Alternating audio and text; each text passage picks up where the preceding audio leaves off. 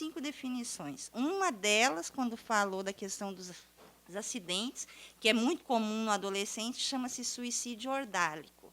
É esse que se expõe ao risco e termina morrendo.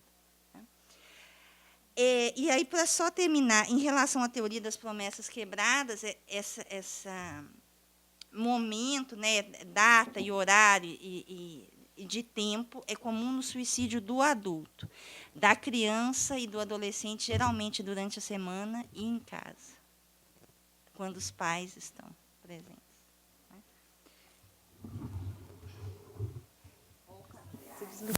Oi. É só pegando uma ponte nisso daí.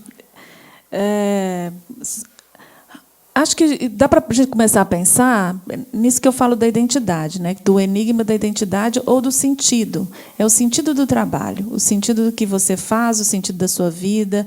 Eu me questiono muito a respeito disso, penso muito a respeito disso, de como que se dá a construção do sentido da vida, do sentido do trabalho, ou o que te faz escolher. Ou eu chamei aqui na pergunta, que eu não me lembro o nome da pessoa, é o enigma.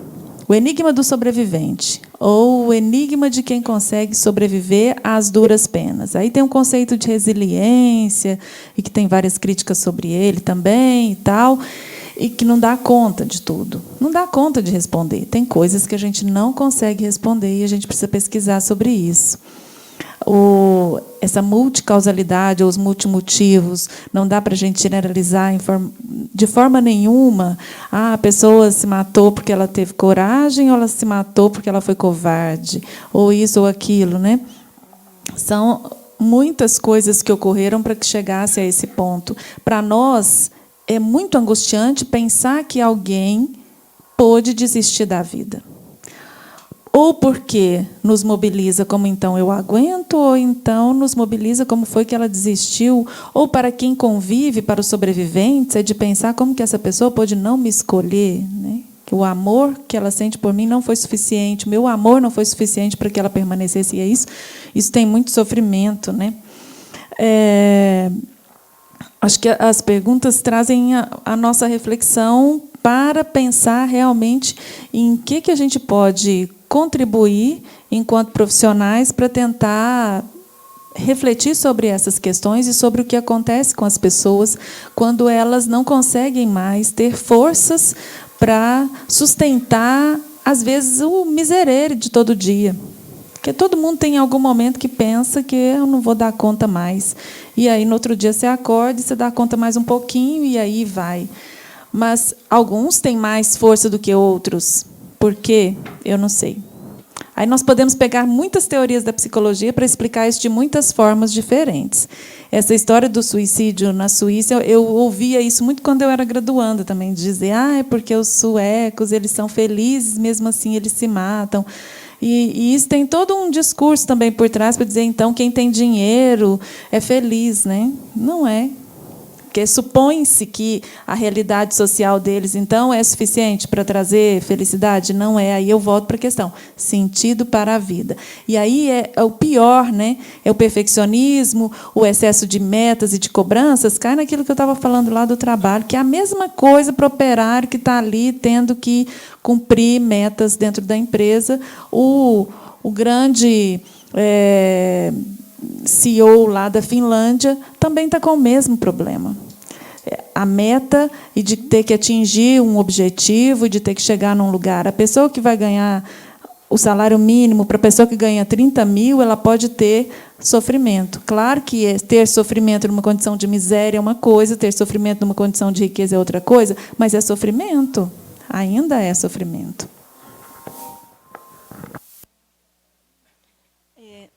Nós estamos aqui com alguns comentários vindo do Facebook, mas eu queria também fazer um comentáriozinho, que é esse, sim. A gente, para falar do suicídio, a gente fala de suicídio em geral, né? Mas por que aquela pessoa, aquele sujeito, isso é só na escuta, é só nesse trabalho muito cuidadoso.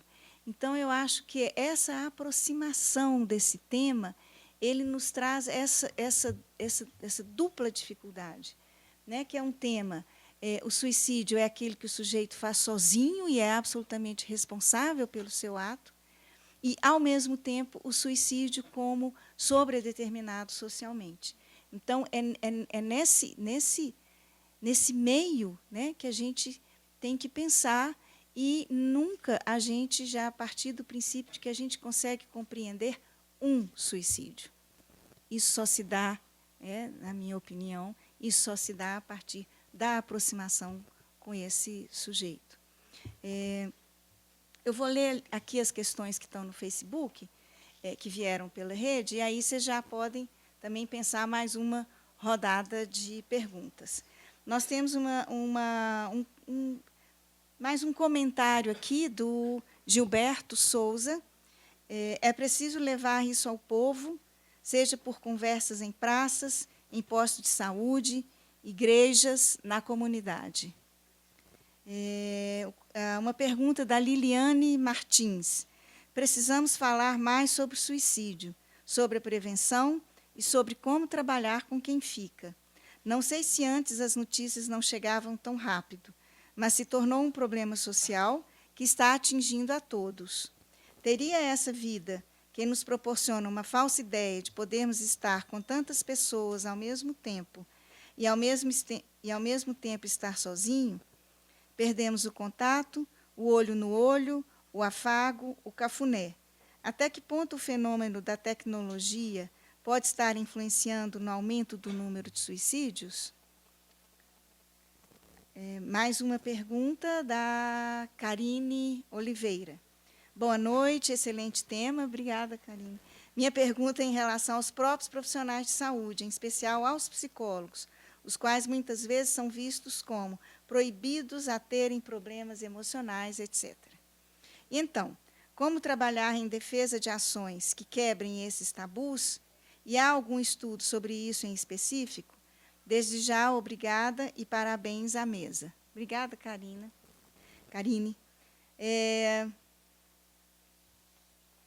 Bom, aqui essas duas estão repetidas. Então, vieram essas contribuições do Facebook, a gente então passa para os comentários desses comentários. Quem quer primeiro? Você agora? Também acho que a gente precisa falar mais sobre isso mesmo. E eu fiquei pensando numa coisa aqui que talvez seja até um pouco provocadora nesse momento que a gente fala de prevenção, de cuidado e tal. Eu acho que a gente tem que cuidar da dor das pessoas e cuidar para que elas não cheguem a esse ponto. A gente pensar não é o evitar a morte em si, ou essa escolha suposta que a pessoa possa fazer em algum momento. Não é escolha, né? Não estou discutindo isso, mas é pensar que as pessoas em sofrimento, independentemente delas terem um transtorno mental estabelecido ou não, se foi uma construção vinda de vários fenômenos vividos por ela que chegou a um ponto que ela não conseguiu mais conter, se é uma agressão que ela quer provocar em alguém, se é uma raiva que ela quer descarregar, é preciso entender que em qualquer um dos casos existe um sofrimento ali e nós não estamos chegando nele, nós enquanto profissionais de saúde mental. Então, a nossa ação precisa ser uma ação que possa trazer as pessoas mais para perto. Eu sempre questiono muito a ação do psicólogo nas políticas públicas, porque a gente acaba atuando muito quando o problema já está instalado, e, especialmente, as pessoas que têm menor poder aquisitivo, elas não têm acesso a um trabalho que possa cuidar da dor e da angústia. Eu sempre digo assim, pobre não tem direito de ter angústia, de ter mal-estar, ele precisa ter uma depressão para ele ser atendido no serviço público. Então, é algo que a gente precisa pensar e lutar por mais espaço, para que a gente não seja aquele profissional que é o luxo no serviço, mas é um profissional que tem que fazer parte das equipes básicas e que tem que estar presente, realizando atividades que possam construir, de alguma forma, um sentido para as vidas das pessoas. Que, se é isso que falta, né, um propósito, pensar se essa vida pode ter algum sentido e qual seria esse. Porque tem estudos que falam que acreditar em algo, ter valores. A própria fé, ela tem elementos que fazem com que as pessoas sintam mais satisfação, né? E, então, resgatar isso nas pessoas que, às vezes, estão em situação precárias de várias formas e levar a psicologia, o nosso conhecimento para esses lugares. Obrigada.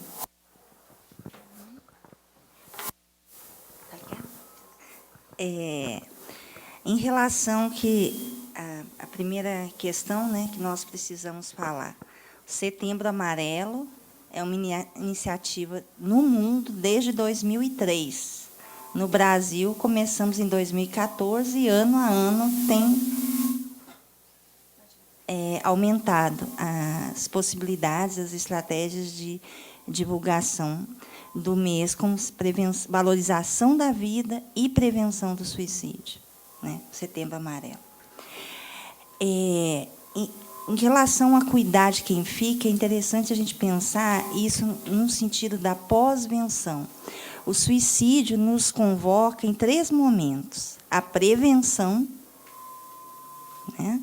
E aí pensar no global como fatores de risco, mas no individual como mapa de risco, que é onde eu vou fazer a avaliação, o manejo, o plano de segurança, aí é no caso a caso, né? O mapa de risco, e o plano de segurança ou plano de crise. E no aspecto da intervenção, que é essa própria execução da avaliação do risco, do estabelecimento do plano de crise. E na pós-venção, que é após a morte por suicídio. E, nesse aspecto, o profissional de saúde, ele também é um sobrevivente. Como motoristas de metrôs, né? A gente tem muita iniciativa nesse sentido, ou motoristas de carro, ou trem, que ele indireta, ou da ferrovia, né? Tá ruim, né? Não, não. Do trem, que indiretamente ele produz, ele é responsável por uma morte. Ele também é sobrevivente. Eu sou a profissional, né, do psicóloga num CAPS e um paciente suicida. Eu sou uma sobrevivente. Eu tenho um efeito, um luto muito difícil, né? Então, as estratégias de pós-venção no nosso país são pequeníssimas, pequeníssimas. Eu conheço poucos grupos. A maior parte dos grupos que eu conheço de pós-venção estão no Rio Grande do Sul ou no interior de São Paulo, que eu conheço que estão efetivos em andamento. A maioria não como política pública. Só no Rio Grande do Sul, em 3 cidades que eu conheço como política pública. Tem algumas pesquisas em relação à ideação suicida e profissional e estudante de psicologia. Depois do estudante da área de saúde, é o estudante que mais frequentemente tem ideação suicida. Alguém falou da internet, rede social. Tem um dossiê agora muito interessante da Comunica que Cuida, um dossiê sobre suicídio. Comunica que Cuida. É um dossiê que vai trazer essa questão, né? Acho que parou. O impacto que teve, né? Em abril e maio, a série do Netflix. E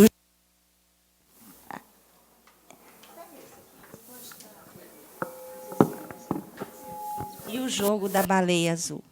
Mostra, né, a evidência do assunto na rede social virtual. Uma forma importante hoje de prevenção com adolescentes se dá na rede social virtual. Os status de WhatsApp, no Facebook, muitas vezes são comunicação suicida, né? Um outro fenômeno com a rede social virtual que nós temos visto são os grupos de suicidas, pró-suicidas, e os pactos de suicídio, né? Eu acho que...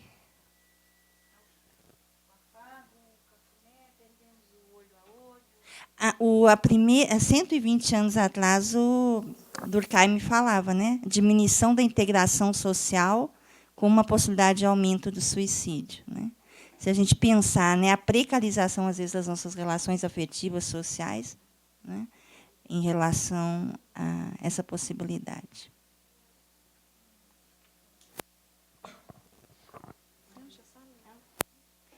Chegou mais uma pergunta aqui, da Thaís Pereira.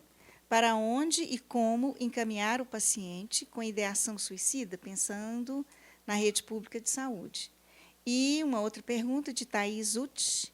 Como vocês acreditam que os psicólogos possam trabalhar a prevenção dentro das organizações? Porque, no final das contas, ele acaba fazendo parte do bolo que está sendo esmagado. Obrigada e parabéns à mesa.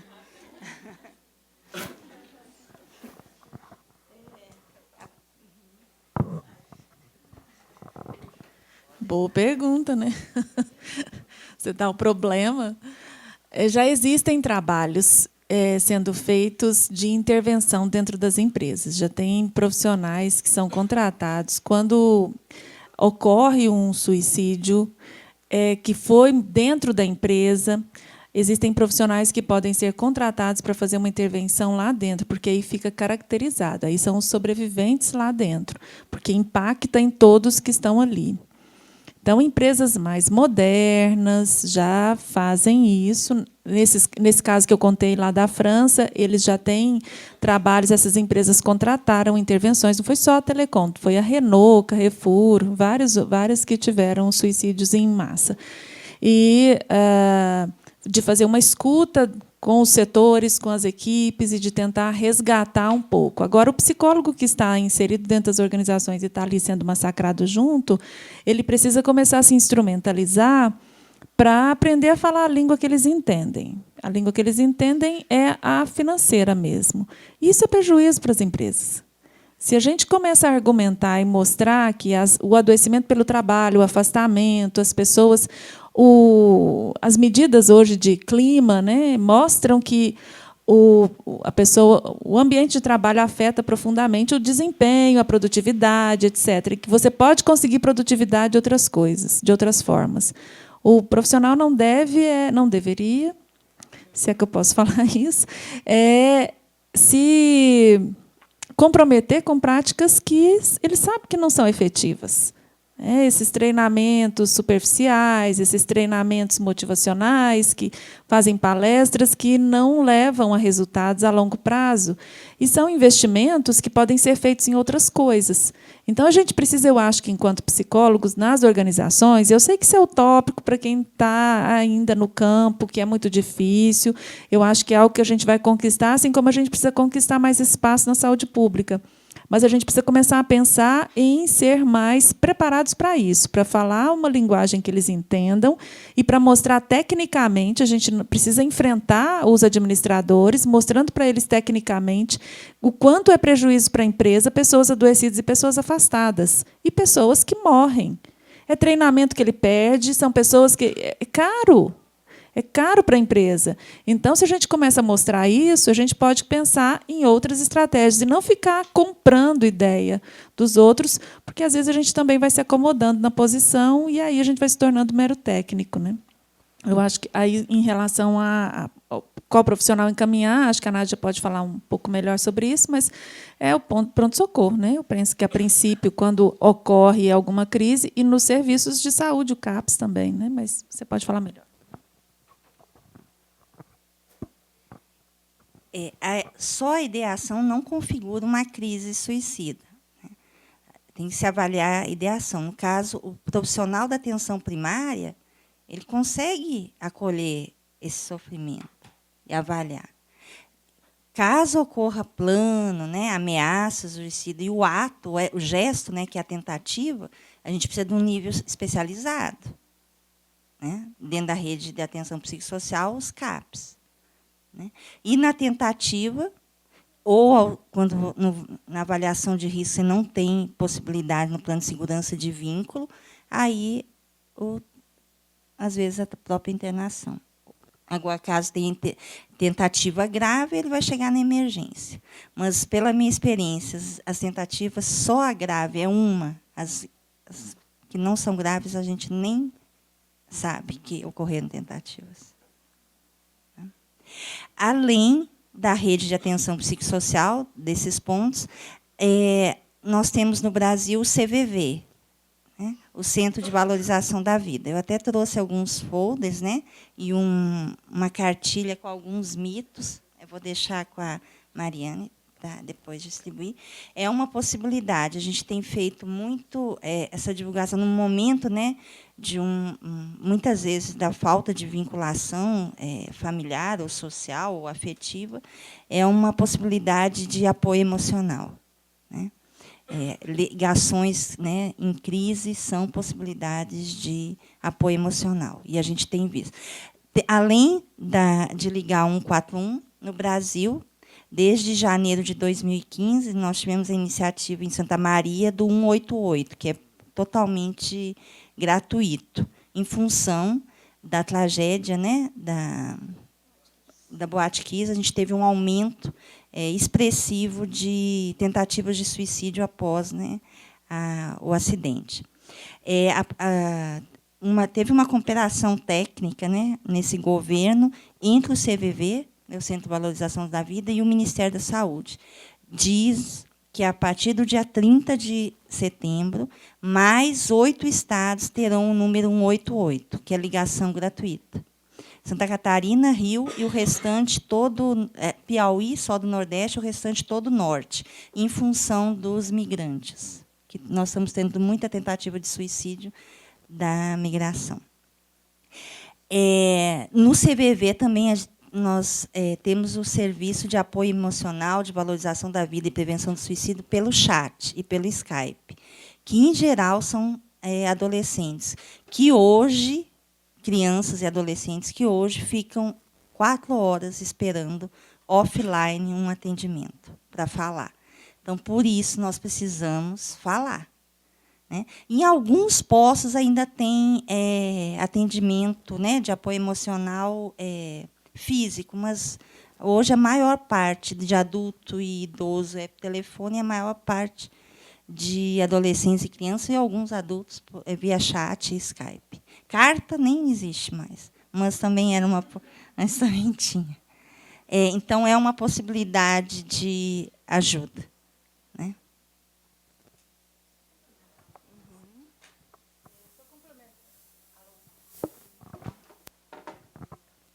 Só complementando, eu fiquei pensando que na clínica, eu trabalhei por mais de 26 anos, toda a minha vida profissional, atuei na clínica e dei estágio, supervisão, e etc. E pensando como que poucas pessoas, na verdade, acabam relatando diretamente a ideação. A gente, às vezes, precisa perguntar diretamente. E como é tabu, a gente tem medo de perguntar e vai que a pessoa pensa, né? Eu dei ideia. Não é isso. Isso não acontece. E, às vezes, nos estágios, eu tinha que falar diretamente para os alunos. Você perguntou? Porque, quando surgia alguma coisa de desesperança, falta de vontade, vida sem sentido, você perguntou se a pessoa alguma vez já pensou alguma coisa a respeito de fazer algo contra si mesmo? Não, professora. Porque tem medo, a gente tem medo de falar sobre isso. E, às vezes, a pessoa está ali dando todas as pistas para poder, querendo falar, mas também sem ter coragem de falar, com medo de ser julgada. Então, quebrar o tabu é muito importante. Eu vejo que as pessoas sofrem, né? Muitas pessoas sofrem, poucas procuram psicólogo, porque também é tabu procurar psicólogo, né? Coisa de doido. Infelizmente, as pessoas ainda pensam isso. Então, eu estou na docência há quase 15 anos, dando aula para curso de psicologia e outros cursos de outras áreas. E raro uma aula que não tem um aluno que vem atrás conversar sobre alguma coisa, sobre alguém, da família, sobre si, ou falar de algo, falar de sua dor, de falar de seu sofrimento. Porque a hora que tem algum espaço que acha que pode, né, alguém vai te ouvir, a pessoa procura. Quer dizer, a gente precisa... Eu fiquei lembrando aqui da música do Milton, né, o artista tem que ir aonde o povo está. O psicólogo também, né?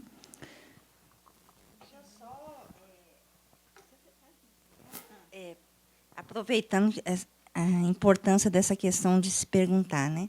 75% das pessoas que morrem por suicídio tiveram, no ano, contato com um profissional.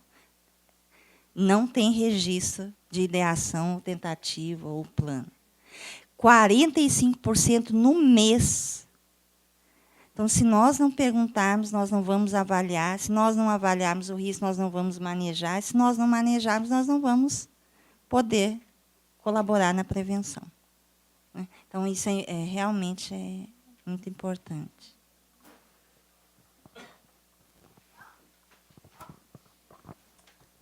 Boa noite, meu nome é Marinete, eu sou psicóloga.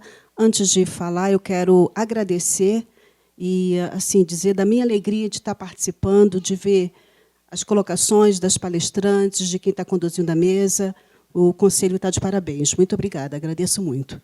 Bom, falando de sentido para a vida, né, que a gente tem colocado, eu pensei na questão da aposentadoria. Eu sou aposentada, tem um ano que eu sou aposentada, e eu vou compartilhar com vocês uma coisa. Quando eu falei para os meus colegas, eu sou aposentada da Fundação Nacional de Saúde, ligada ao Ministério da Saúde, órgão do governo federal.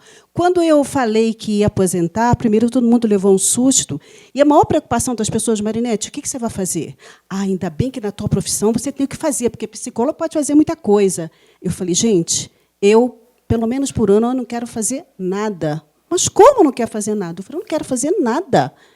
Mas você pode fazer, me oferecer uma grande amiga, você pode atender aqui até que você tenha. Eu falei, bom, eu quero, os meus planos ficar em casa, assistir filme, andar pela rua de Belo Horizonte. Eu moro aqui há 4 anos, estou amando essa cidade. Andar pelas ruas de Belo Horizonte, olhar com calma as coisas.